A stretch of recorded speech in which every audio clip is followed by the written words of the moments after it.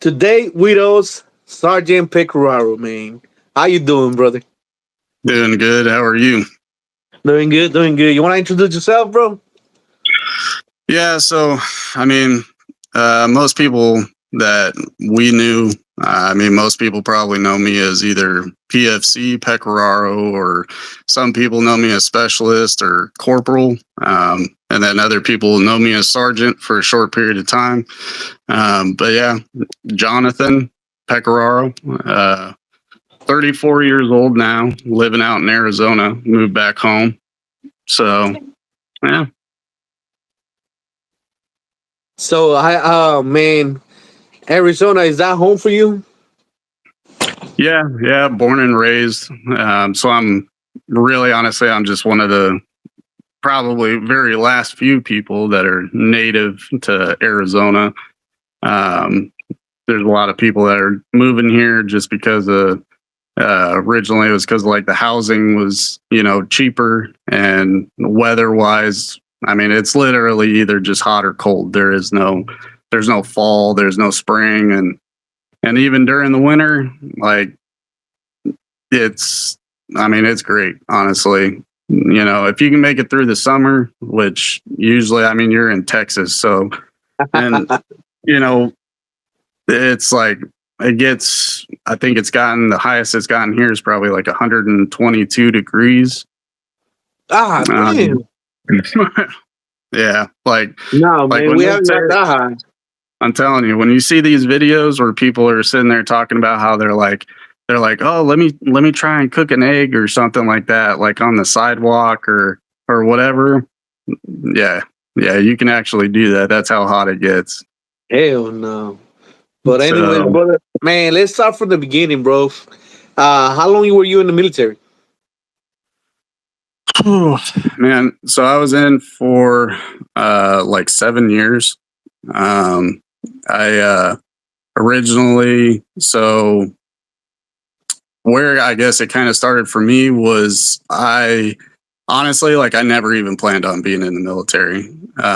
It was never an option. It was never something that I like was like die hard, one of those guys that just gets raised as like, I want to go fight for my country and all this other stuff, and whatever. Before I actually joined, I was working in collections. So I was one of those guys that calls you that you don't want to The talk ones to. boy, all the Yeah. time. So yeah, I was doing that, and my brother-in-law, actually, he's a combat medic, and he had gotten in, and he had been in for about a year, and yeah, he came home on leave. And my sister and him were talking to me, and they were just like, you should join the military. Like, it's great. Like, you'll be able to travel. Like, kind of like the same thing that they do, like, on videos, or the They were recruiting recruiters. you. And yeah, they were recruiting me. Sometimes I think that they were trying to get that, like, that little extra money because, like as a referral bonus or something. But, who knows? But no, yeah, they talked to me about it, and there was a lot of stuff going on, back here at home, and it was, I was working towards trying to actually get out of my parents' house, and at that time, which looking back at it now, I'm like, man, I wish it was like that again, because like at that time, for like rent, it was like they said you had to make at least like 14 or 1500 bucks a month, right? So like rent, you would 14 1500 bucks a month, so probably rent's like about 800 bucks, and yeah, so it wasn't happening. I wasn't getting raises or anything like that. So I had decided, I was just like, you know what, if this is going to be the way that I can get out of the house and I can move out on my own, then that's what I'm going to do. And so I ended up doing it and went down with my brother-in-law. And actually, the Army wasn't even my first choice, because a buddy of mine, he actually wanted to go into the Air Force. And so he was like, hey, we could do that buddy system where, we both go together. And I was like, yeah, sure. So I was like, I'll go down there. So I went down there, did the ASVAB, all that stuff. I think I scored like 3 or 4 points below 50 because you had to have like 50 as your ASVAB or however it's calculated. And yeah, so they were like, yeah, if you just study and all that stuff, shouldn't have an issue. And then there was like some other stuff going on, but I at that time I was like smoking weed, and so they were like, "Well, have you ever smoked weed?" And I'm like, "Yeah." And they're like, "Well, when was the last time that you did it?" And I was like, "Yesterday." And they were like, "Yeah, we can't take you." And I was like, "Seriously?" I was like, "Yeah." They were like, "Yeah, no, I have to stop talking to you now." And I was like, Damn, just all like right. that. Yeah. So, but then my brother-in-law, because he had joined the army, so he was like, "Hey, let's just go over to the army." He's like, "They'll take you," and I was like, "Whoa, okay." So, so I like walked over there, and I don't even remember my recruiter's name, but yeah, I went over there, talked to them, and I was like, "Hey, I just was over at the Air Force, did that, all that stuff, blah blah blah," and yeah, they were like, same question. I was like, here's the answer. But actually, I just beat him to the punch. I was like, look, I already know you're going to probably ask me if I smoke weed. I did. I did it a day ago. He's like, oh, that's fine. He's like, don't even worry about it. He's like, we'll just pee you here in like 3 months and you'll be fine. And I was okay, fine. That works for me. So they put me in the delayed entry program. And so they saw my ASVAB scores, and initially I had like 20 jobs to pick from, like anywhere from, the basics like infantry, mortarmen, Bradley, I think it was like tank driver or something, and a few others. But then there was also originally, when I started thinking about it, I was like, I want to go in as a mechanic because I enjoyed working on cars. And but then I had the options of like satellite operator, satellite technician, like all these crazy jobs that I was like, I didn't even think I'd even qualify for that. But it was all based on the mechanical score, and my mechanical score was like my highest score. And so I was thinking about it, and I was like, well, if I ever get out, like a satellite technician, I was like, yeah, heck yeah. I was like, sign me up for that. Well, when I went to pick my job, it was, what was it? It was like Memorial or Labor Day weekend or something like that. And so they were like, well, we can't put in the paperwork for that job right now because this weekend is Labor Day or Memorial Day or something like that. And so we have to wait because if we put it in, they're not going to process you or something. And so I was like, okay. And they were like, but you should be fine. Like the job will still be there. And I was like, okay, no. Like if that's anything that I learned was like anything job related, like it's not going to be there because it's all around. Like it's anywhere that there's a recruiting office. Yeah, they got it open. Right. So I went back a week later and they were like, well, here's your jobs. Like, here's your job list. It went from like 20 jobs down to like 12. And I was like, what happened to this? And blah, blah, blah. Anyway, so they started going through everything and, they showed me the video for the scouts.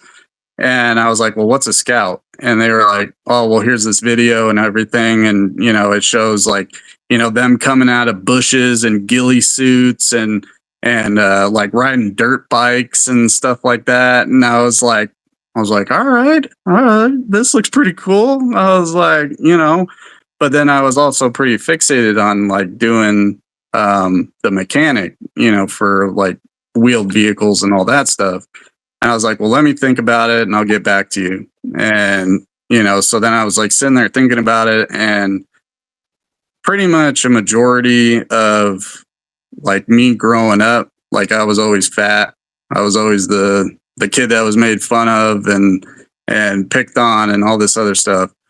And, so I looked at it as like, I guess the first time in my life, like challenging myself, to do something that nobody would have expected me to do. And, so I was like, you know what, just go ahead and sign me up for Scout. And Dang. so I decided to do that. I was still working full time while I was in the delayed entry program. And then I started going to the gym. I went from, I think it was like 220 down to like 195 pounds before I left for basic. And then ended up going off to basic. And oh man, yeah, I was left for basic. It was like end of February in 2011, I believe it was. And I was actually me, and there was a whole bunch of us that went to Polk. Not to like skip ahead on anything, but there was a whole bunch of us that ended up being the last class of Alpha 515 to go through Fort Knox. And before they had moved it to Benning. So but there was a lot of us, like, like Pequeno, Scott, Anderson, no shit. Anderson, Estes, who else? Man, trying to think off the top of my head. It's been so long since I. Man, so a lot of you ended up together at Polk. Yeah, there was roughly, obviously going through all that stuff at Knox and stuff like that, but it was like that last portion, like after, like you get to the very end, and they had us all out there, and they were like, "Oh, we're going to give you guys your orders and stuff like that." I want to say there was probably about at least 12, if not more, of us that ended up going to Polk, that were all going to Polk together. Because I know that I know when you guys were out there that there were they had told us that there was a lot of fighting going on, and so they were like, they were telling us, they were like, yeah, they've lost like a lot of people, blah blah blah blah blah.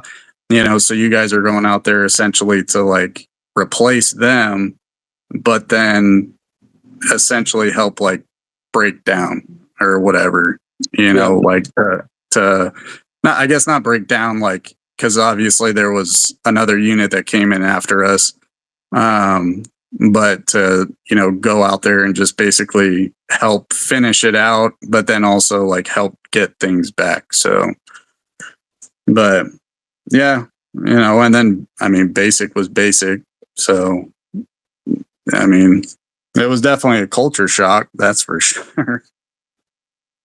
Damn, it's crazy, bro. Like, you ended up trying to do something good to end up going to Scout. That's crazy, though. Mm-hmm. Like, Yeah. one of the things that I tell a lot of people is like, you're really trying to join the military, pick something that is gonna help you once you get out. Because for us, once we get out, the only thing that we can do is security, police officer, or that's it. That's all we got. Pretty Nothing much. else. Yeah. Yeah. Yeah, that's Damn, for bro, sure. that's crazy. Like Um, I use the resources and everything to like look up. Like I was like, well, maybe if I spell it differently or do this or do that. nope, No, it's nothing. like, here's That's your it. options. This is what you got. And Yeah, I'm like, man, we got sold a bad bunch of goods. yeah, yeah. You're not even lying, bro. So how was Polk once you got to the unit?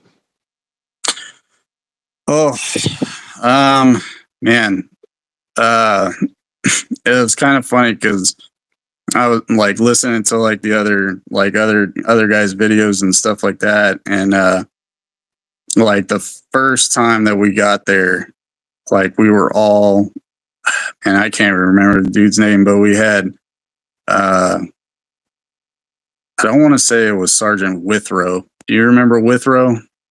Yeah. I don't think that it was him. It might have been somebody else, but they took us on a run, and they were like, "Hey, we're gonna go run this road." And we're like, "Okay, no big deal."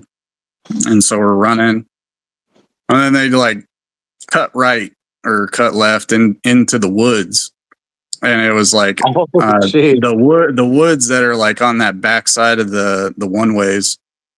Oh, okay, And yeah, but the railroad track. yeah, and Yeah. like they were like, "Yeah, let's cut through here."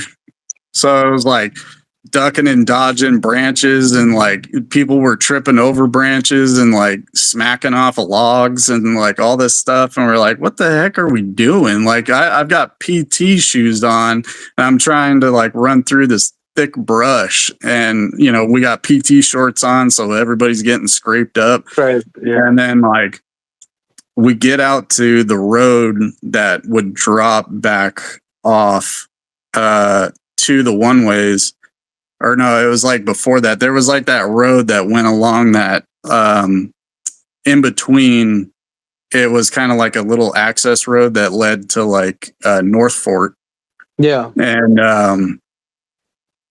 there was this big pit of water, and it was like from the drainage. And they were like, "All right, jump in."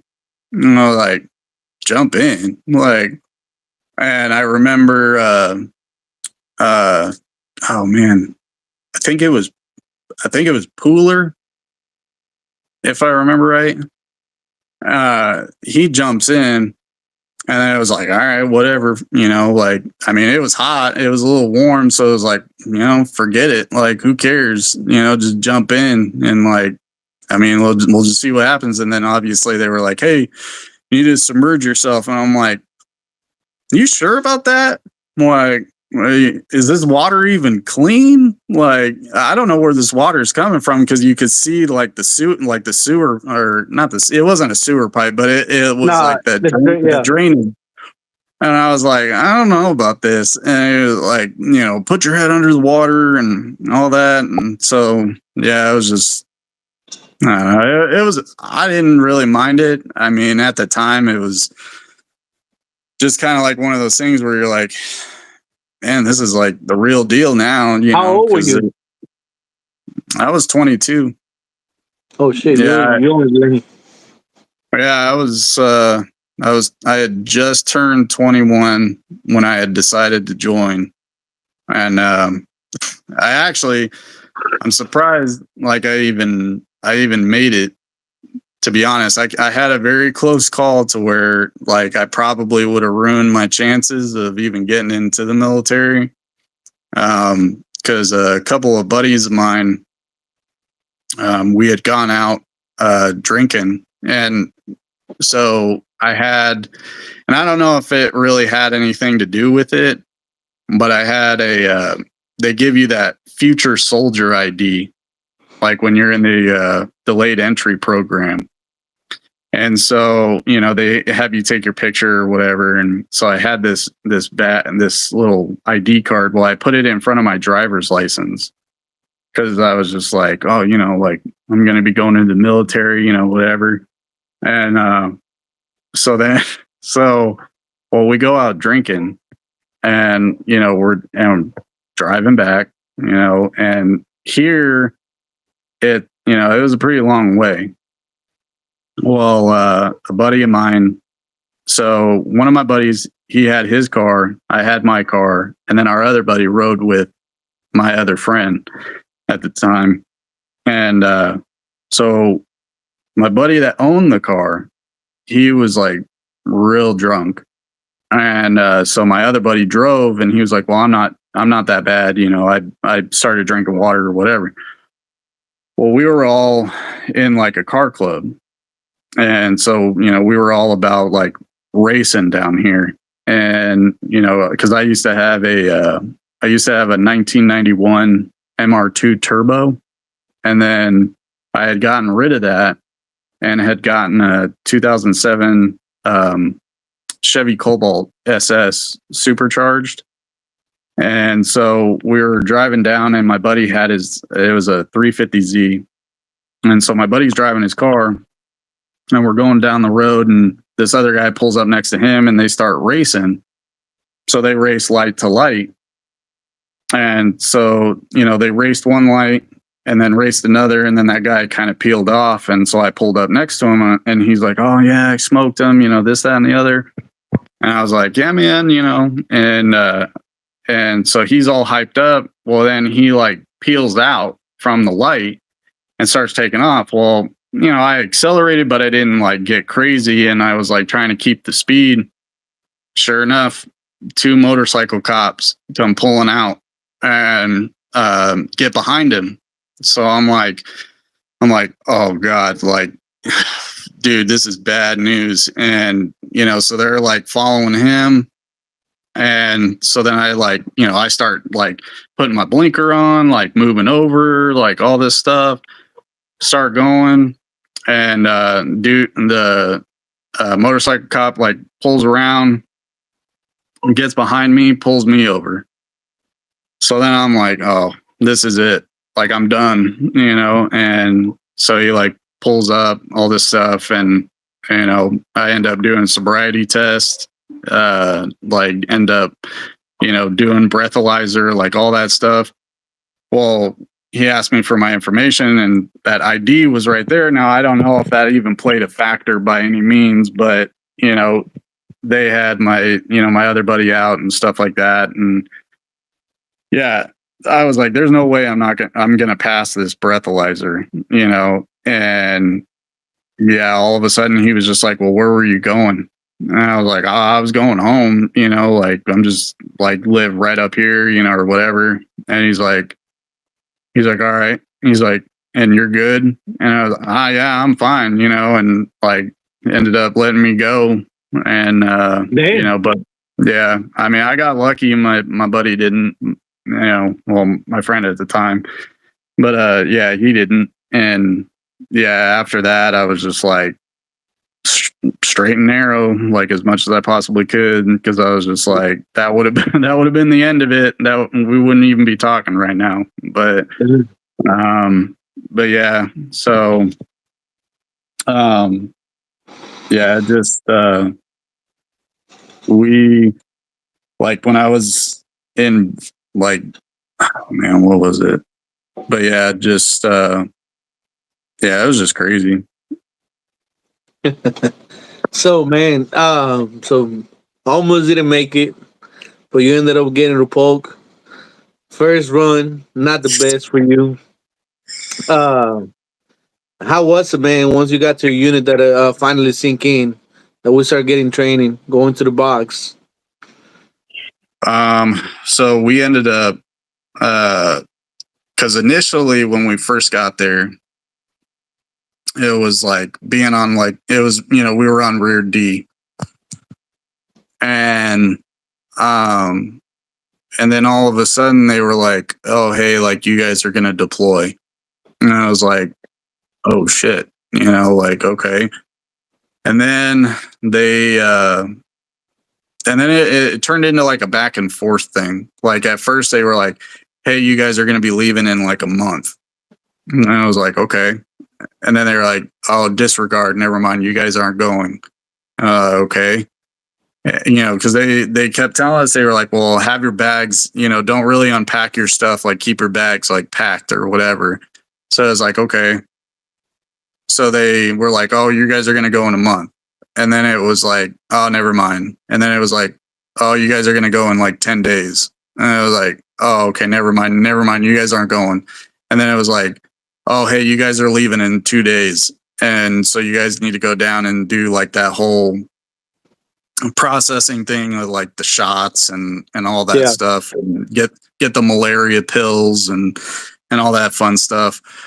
And but I do remember us having to do the smallpox thing where we had to like get that done. But yeah, so we ended up leaving out of I think we drove to Fort Hood. I think it was.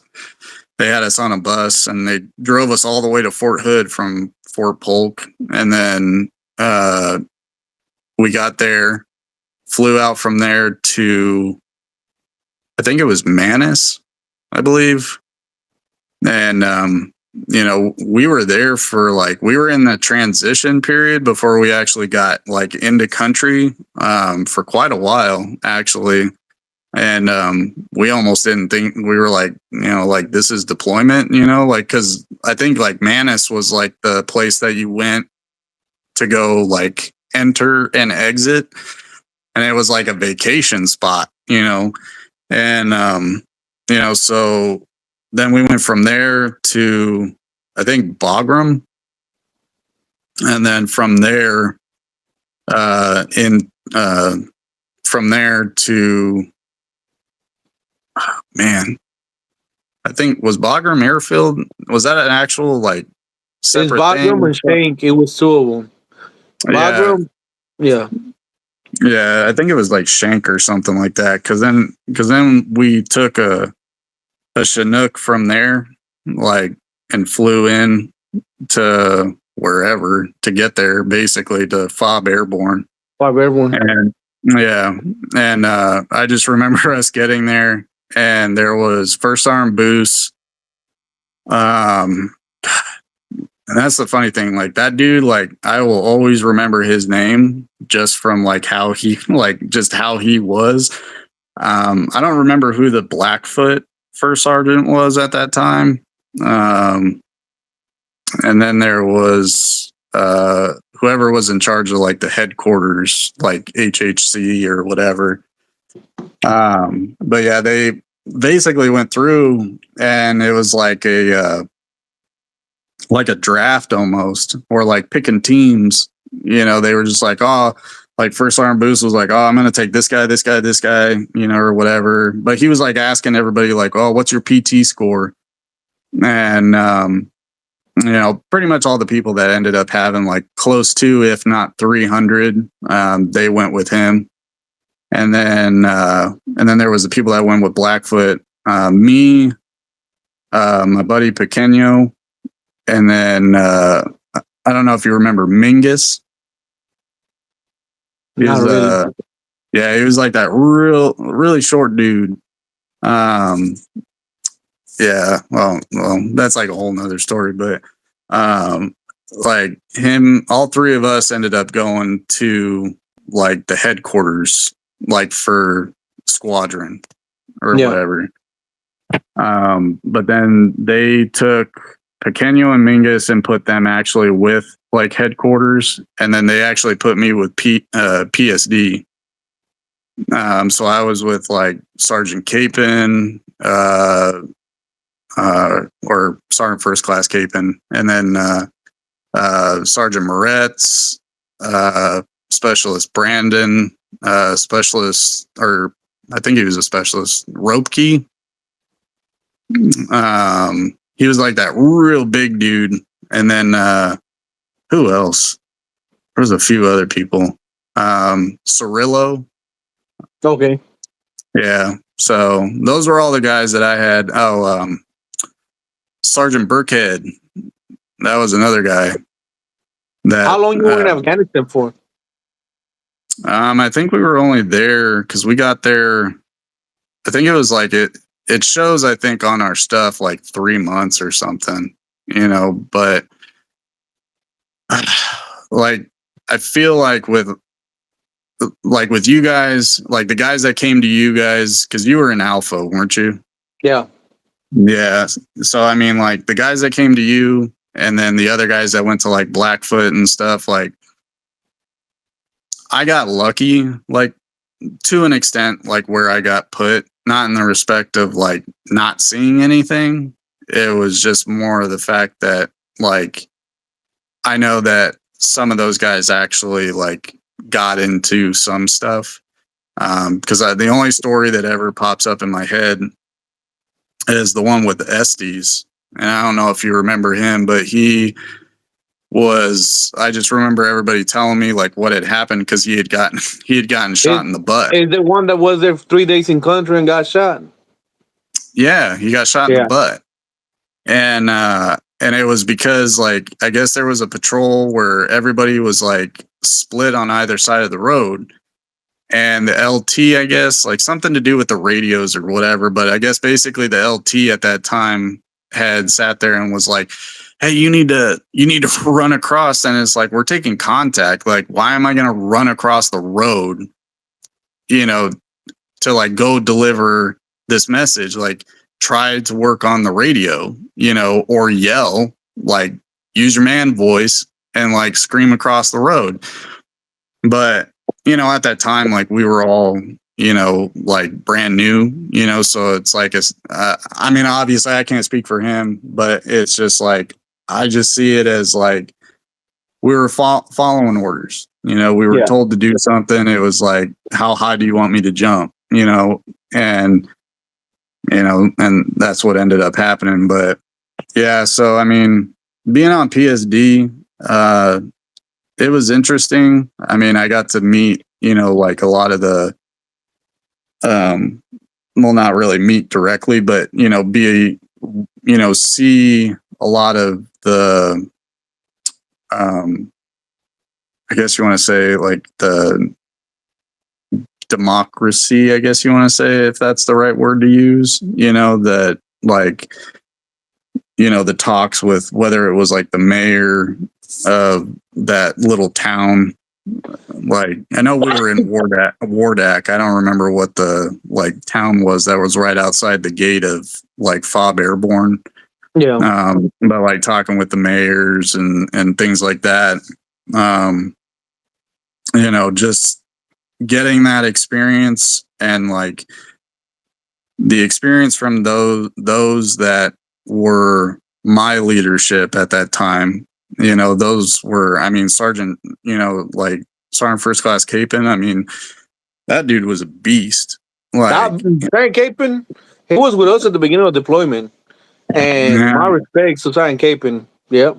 like, I mean, that guy, like, he was a Marine sniper. Yeah.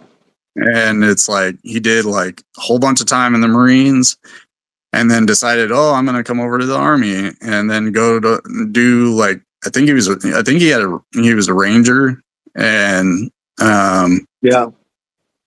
I was just, but he was like, he didn't come off like he was tough, but he didn't come off as like mean by any means. Like, cause he saw it as like my NCOs that I have under me, like they'll take care of that. But he also had that tone where it was like you knew when he was messing around, but you also knew when he was being serious. And yeah, he was just a guy I just wouldn't want to mess with. But I respected all of them, you know, because to me it was like starting a whole new life, you know, with being in the military and just, you know, being in a totally different mindset than what I was used to. And so it's like, yeah, it was just crazy. But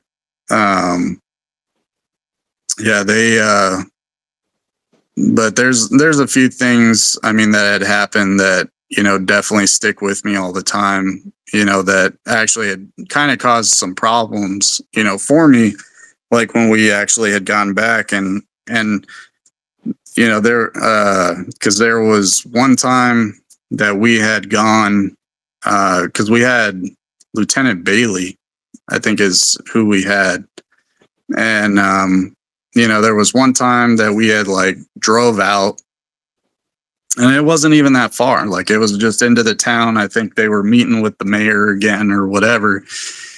And, you know, we had drove out the day before and went to this meeting, pulled, you know, cordon around the building and everything, and just sat there and waited.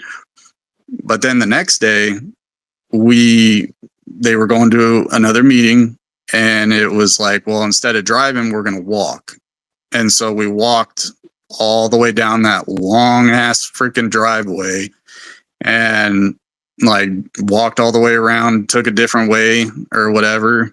And I'm assuming that they thought we were going to go a different way than we did. But we got out to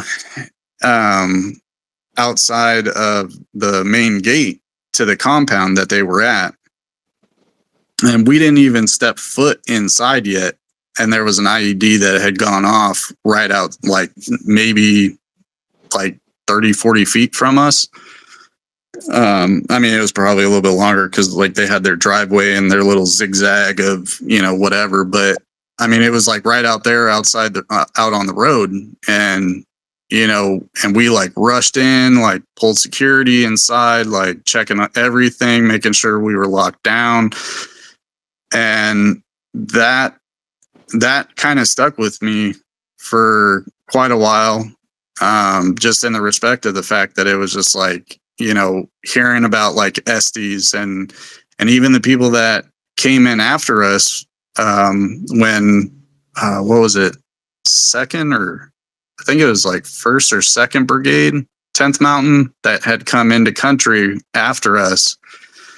Some of the guys that we were at basic with, they were with that unit, and one of the guys that we all knew had gotten killed. And you know, and so it's like, I just like those situations and like that whole situation, like I just thought like why them and why not me? Like, you know, why am I still here and they're not? You know, like, and it's funny because it's just like because then there was a part of me too where I was just like, you know, I wasn't there as long as a lot of you guys. And you know, and I know that at that time, like we were all cocky and stuff because it was like, oh yeah, we had been there, you know, and this and that, came back with deployment patches and all that. But then it was just kind of like, you know, we were those new guys, you know, coming in, and it was just, you know, just that thought process, and everybody has different experiences, you know, when it comes to, you know, being in there and dealing with everything. And you know, whether you're there for a month, whether you're there for 3, 4, a year, you know, everybody has different experiences, and it'll, you know, affect you for sure, you know, because I don't what was his name, because he was Sergeant Capin's driver, Cujo. Yeah. So you know, I know that it messed with him for a while because there was an incident where we had to drive from Airborne to Shank, I think it was. It was like that long drive, like they, you know, and you go into the city, and, you know, and even sometimes like I think about it, because even with my kids, and because it's like we were driving through, we weren't driving fast, and it wasn't our fault either. So we're going through and it's just crowded. And I don't know why they crossed the road, right? But I'd say it was probably a kid like my kids, like I've got, you know, my oldest is 9, and then, you know, my twins, like I had told you about, you know, they're 7. And it's like there was a brother, 2 brothers. There was an older one and a younger one. And they came walking out into the road, and there was like one of those motorbikes like come just whizzing past us, and the side mirror had hit the little one in the head, and it like split his head open. Like he was literally bleeding out, like right there, like on the road. And we're seeing this happen.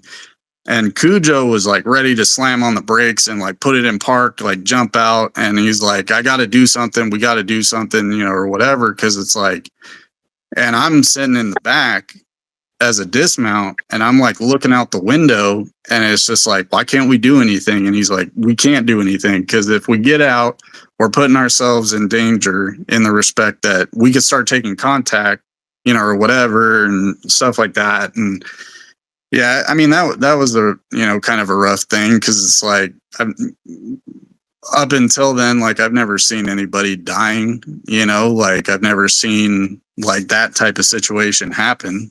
And I don't, and at what, 22 years old, you know, like you don't expect to, I mean, well, obviously, I mean, that's what we signed up for. Like you expect to end up seeing it, but I guess you don't know how to really process it mentally. until you start seeing it.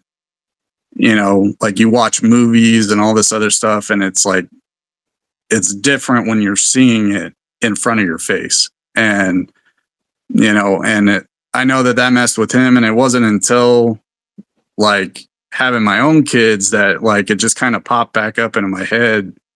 And I've told him, and I initially when I got married, like I didn't really tell my wife too much. But you know, eventually I started telling her things like, hey, like this is what I saw, like, you know, whatever.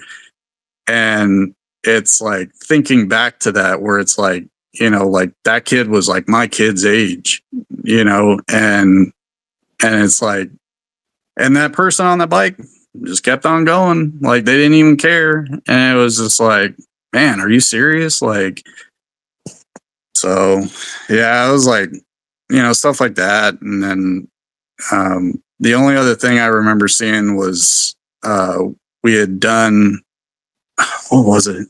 It was like I think we had gone out to either Blackfoot, like their cop or something. And then like we were coming back and someone else was out on patrol.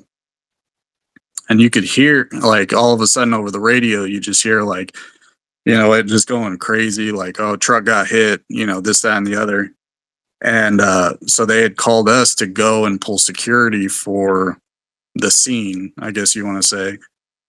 And I don't remember whose truck it was. Like I was still brand new, so I didn't know anybody other than the people I was with. And you know, but we showed up, and I just remember seeing like the crater that IED had left, and it had like lifted the MRAP up and had like turned it upside down and turned it like 180 degrees and just slammed it right on the gunner.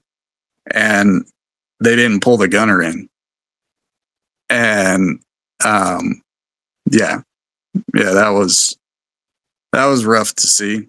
And then I recall that the TC, they had gotten, I think he also had died. And then the driver, I think they had gotten him out. I don't, but, and again, I don't, you know, I wouldn't want to say names anyways, but I don't even know who they were.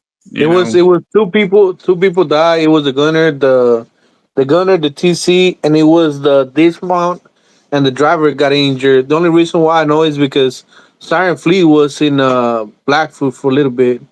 Once we got back from Blackfoot, like, you know, when he got with us, he was telling us about it, and because also Vega and Harmon got blown up while they were over there.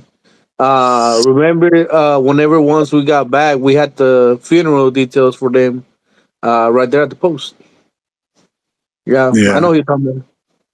Yeah. And that's another like that. Yeah. That was a rough thing too. I mean, and Yeah, it's like part of me felt bad because it's like, I didn't know them, you know, by any means. You know, we were, like I said, we were all still brand new. So it was like not knowing anybody or what have you. But um, yeah, anytime that I hear, like I've been to funerals and like, but like a military funeral, like it just hits totally different. yeah, And just that, like that roll call yeah, every time. So yeah, it was definitely rough. Even just being there that short period of time. And but I mean, I definitely owe my, like, I tried to base a lot of like how I was off of those set of guys that I was with. Even though there was sometimes that, like, you know, at first I didn't like Sergeant Moretz. I mean, we ended up becoming really good, like close, like later on. And like, I enjoyed being around him. But at first, man, I did not like him like at first, and like a few of the other guys, like it was definitely rough.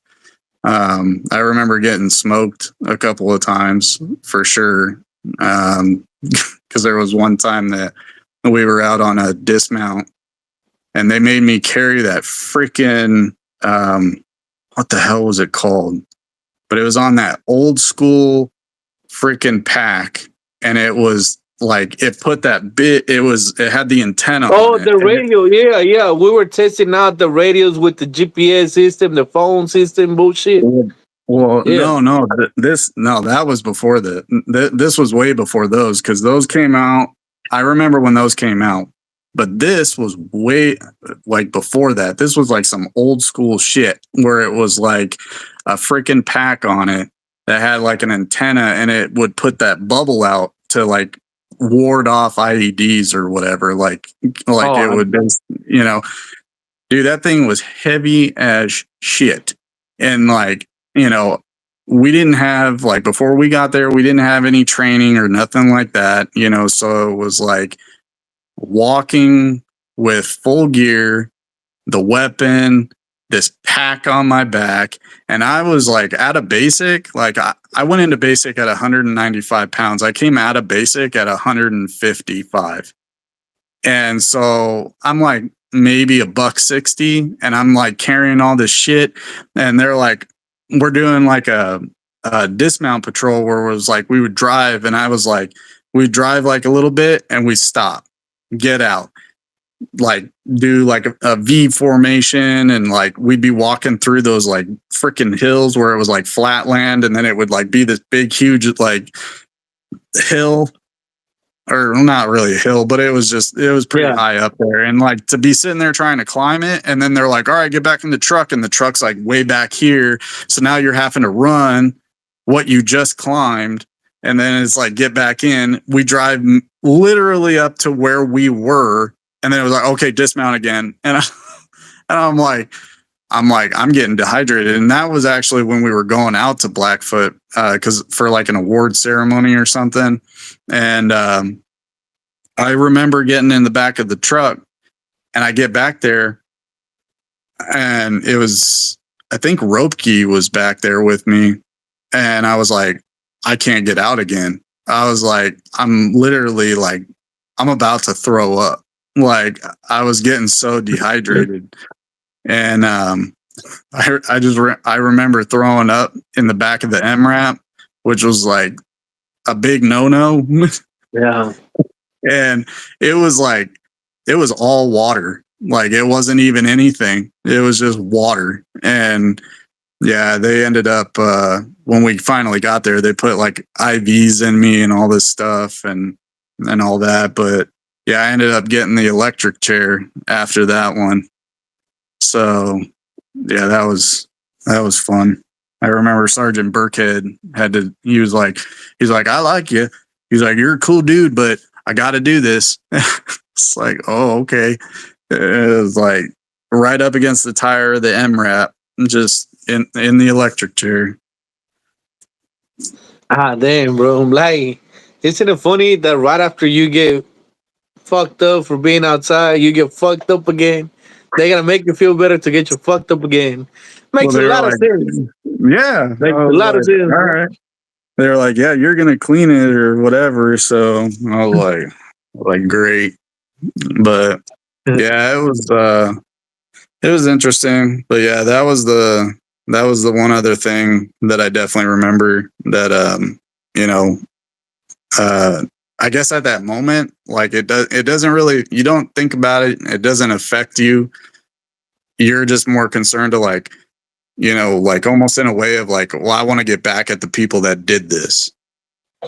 Yeah. In a sense. And it's like, so I was like, because then I remember that like I saw what had happened, and I saw the gunner, and